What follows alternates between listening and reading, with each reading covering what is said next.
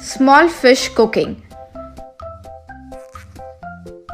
बड़ौदा में अमृत कौर नाम की हाउसवाइफ हुआ करती थी। उसका पति बज्जी सिंह बहुत ही ज्यादा कंजूस था।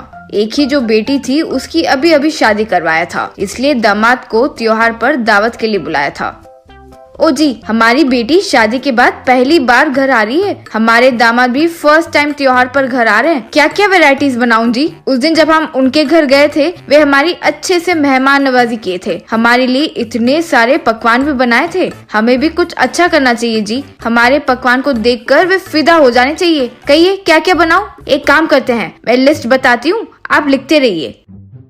ओ मेरे प्यारी बीवी, इस तरह हम लिस्ट लिखकर अच्छे से पकवान बना कर दिए तो वो खाकर चले ही जाएंगे, लेकिन हमारा खूब खर्चा होगा। पहले ही तेरी बेटी की शादी के खूब खर्चे उठा चुका हूँ। अब ये त्योहारों के लिए मैं पैसा नहीं खर्चा करूंगा, इसलिए अब मैं ये करूंगा, तालाब के पास जाकर 4 मछली पकड़ कर लेकर आऊंगा। उसे पकाकर उनसे सब्जी बनाओ। उसके अलावा वैरायटी पकवान ये सब कहकर मेरे पैसे बर्बाद मत करो। कहकर वार्निंग दिया। वो क्या बात हुई जी? फिर हमें तो वे खूब नीचा समझेंगे ना। मेरा मानना है कि हम अपने दामाद के हैसियत के हिसाब से अगर 20-30 पकवान बनाएंगे तो अच्छा होगा। अपनी सोच को अलमारी में डालकर ताला लगा दो, मेरे सामने मत दिखाओ। ये सारे पकवान बनाकर चुप कर अकेले खाने का प्लान है ना तुम्हारा? ओ जी, संभाल कर बात कीजिए। उतना सब बनाकर मैं अकेले क्या खाऊंगी? इंसान समझते हो या जानवर? तुम क्या हो वो तो मुझे शादी के शुरुआत में ही पता चल गया था। वो अपने फर्स्ट नाइट पर बेचारे दामाद के लिए जो स्वीट्स रखे थे, तुम घटक से नहीं खा गई थी क्या? जी, आप फ्लैशबैक में जाकर मेरी इंसल्ट कर रहे हैं। फिर से यही बात किए तो मैं अपने मायके चली जाऊंगी। अरे क्यों भाई, वो एक फिजूल की बात है। तुम्हारा मायके तो यही 2 गली के आगे ही है। अगर चाहो तो बताओ, दोनों वहीं जाएंगे। बेटी और दामाद को भी वहीं बुला लेंगे। तब तुम अपनी बेटी को, दामाद को मन में आए उतना वैरायटी 20-30 क्या 100 वैरायटीज बना दो, मैं कुछ नहीं बोलूंगा। हाँ, तब आप क्यों बोलेंगे? मुफ्त में मेरे मायके का खाओगे तो क्या पूछोगे? खैर छोड़ो, मायके नहीं जाऊंगी, कहीं नहीं जाऊंगी। 4 मछलियाँ पकड़ कर लाने वाले थे ना, वही ले आओ। उसी से 4 वैरायटी बनाकर दे दूंगी। वो बोलते ही बज्जी सिंह मछली पकड़ने वाले जाल को तालाब में फेंक कर बैठ गया। बहुत देर हो गई, लेकिन एक भी मछली पकड़ नहीं पाया। चिढ़कर लौटने ही वाला था कि तभी वहाँ एक छोटी मछली को पकड़ लिया। उसे देखकर बज्जी सिंह, बाप रे, 2 घंटे इंतजार किया तो जाकर ये छोटी मछली हाथ में आई है। बच गया, वरना तो जब तक मछली पकड़ में नहीं आती यहीं रहना पड़ता। सोचकर वो उस छोटी सी मछली को बकेट में डालकर घर आया।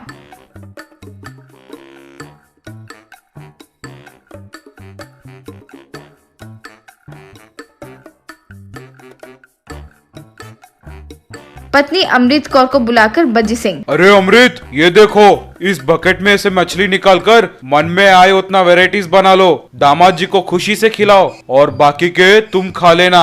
उनमें से 2 टुकड़े मुझे भी दे देना। कहते ही अमृत कौर आकर उस बकेट में देखी। उसमें वो छोटी मछली को देखकर अरे करके चिल्लाई। क्या हुआ? ऐसे क्यों चिल्लाई? शॉक हो गई क्या? ओ जी, इसमें मछली है कहाँ जी? 4-5 वैरायटी बनाने के लिए। बहुत देखने पर इसमें एक छोटी मछली तो दिखाई दे रही है। अब इसे बनाकर किसके मुंह में डालूं मैं? मछली छोटी है या बड़ी वो सब नहीं देखना है री। दामाद जी आने पर हम मछली बना कर दिए या नहीं, सिर्फ यही देखना चाहिए। तुम उसे अच्छे स्वादिष्ट तरीके से बनाओ। दामाद जी का आने का समय हो गया है। कहते ही अमृत सब्जी बनाते हुए, पता नहीं इनका पागलपन तो दिन ब दिन बढ़ता ही जा रहा है। अगर इतने कंजूस है पता होता तो पहले शादी नहीं करती मैं। उस छोटी सी मछली को ध्यान से सब्जी बनाने लगी।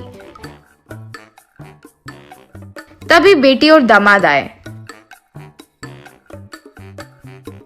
आओ भाई, दामाद जी आइए। आप आने वाले हो सोचकर ही मैं खुद तालाब के पास जाकर मछली पकड़ कर लाया हूँ। फिर उसी से बहुत स्वादिष्ट सब्जी भी बनवाया। लेकिन यहाँ एक मैजिक हो गया भाई। मैं बड़ी बड़ी 10 मछलियाँ पकड़ा, लेकिन उन सबको एक छोटी मछली, बस इतनी छोटी मछली उन सबको खा लिए। लेकिन मैं उसे भी पकड़ कर लाया हूँ। खाओ, बहुत स्वादिष्ट होगी। हाँ सुनती हो? दामाद जी को मछली की सब्जी परोसो। तो अमृत दामाद को छोटी मछलियों की सब्जी परोसी। इससे दामाद जी को ससुर के व्यवहार के बारे में पता चल गया था।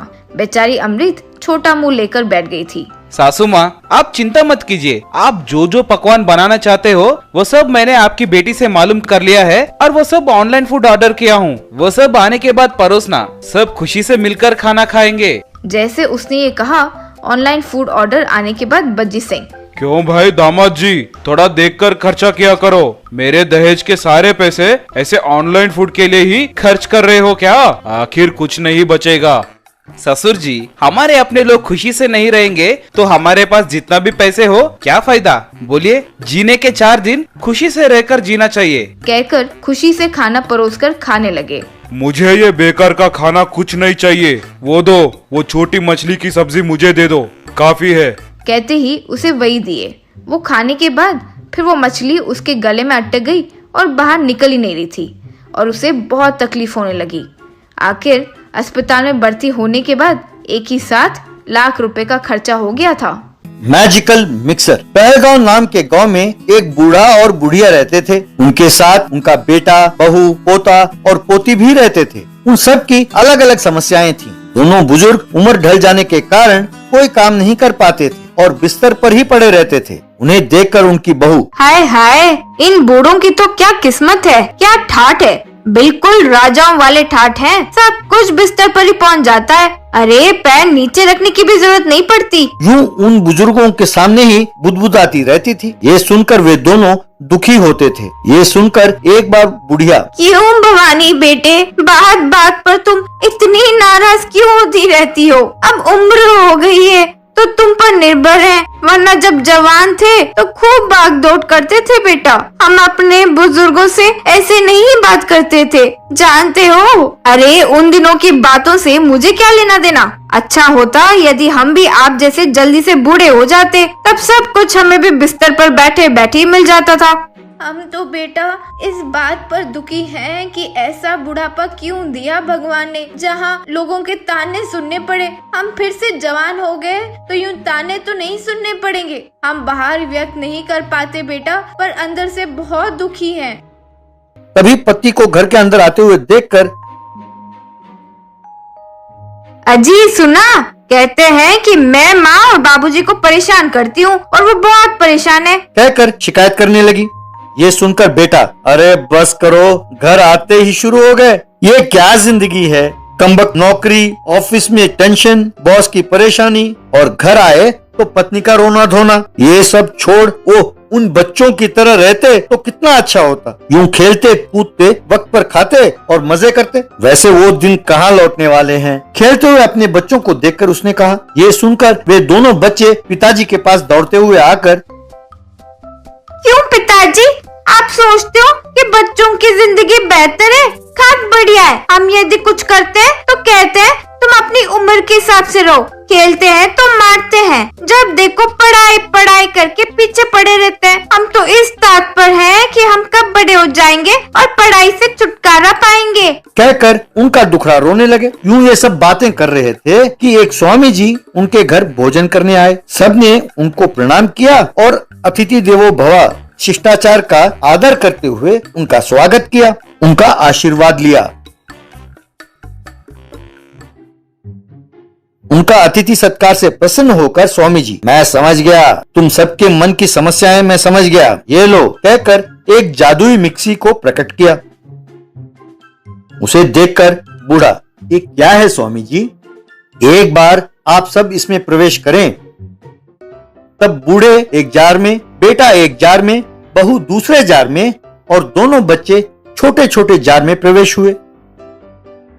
अब आप सब अपनी मन की इच्छा प्रकट करो। तब दोनों बूढ़े, ये बुढ़ापा जाए और हम फिर से जवान हो जाएं तो अच्छा होगा।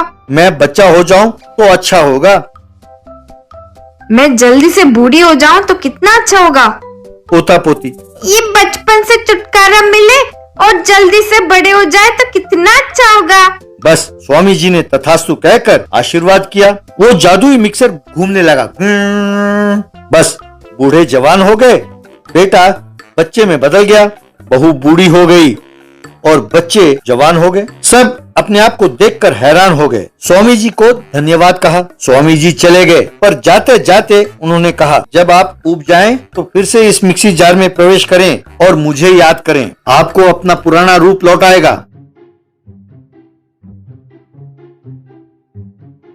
बहू बुढ़ापे के दर्द महसूस करने लगी। ना वो उठ पाती, ना बैठ पाती। एक कदम भी रखना हो तो लाठी की जरूरत पड़ती। कमर का दर्द परेशान कर रहा था। ठीक से सांस भी नहीं ले पा रही थी। पर जवान हुए सास बहू खूब खुश होकर काम कर रहे थे। उन्हें देखकर बहू, माँ, बाबूजी, अब मैं समझी कि आप लोग बुढ़ापे में कितनी तकलीफ उठा रहे थे। सांस भी नहीं लिया जाता, एक कदम रखना भी मुश्किल हो रहा है। यूं कह रही थी, पर कोई उसकी परवाह नहीं कर रहा था। बच्चे में बदला उसका पति मजे से वीडियो गेम्स खेलने लगा। बड़े हुए उसके बच्चे टीवी देख रहे थे।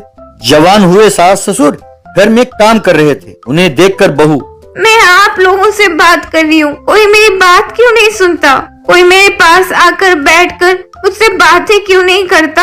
यूं कहने लगी, पर कोई उस पर ध्यान नहीं दे रहा था। देखो तुम्हारा ही काम। अरे माँ और बाबूजी भी तो यही चाहते थे, तब मैं समझ ही नहीं पाई, अब मैं समझ गई हूँ। कहकर उठी और मिक्सी के जार में प्रवेश करके स्वामी जी को याद किया तो फिर से वो अपने पुराने वाले रूप में बदल गई।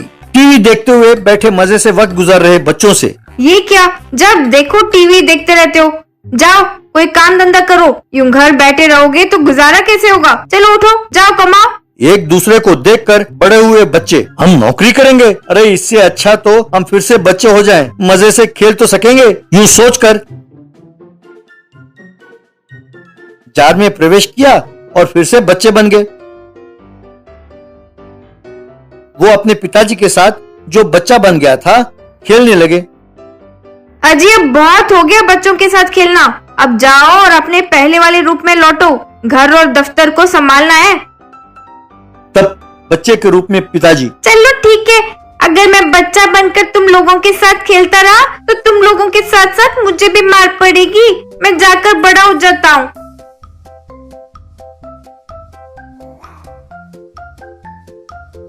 कहकर वो भी जार के अंदर प्रवेश करके बड़ा बन गया।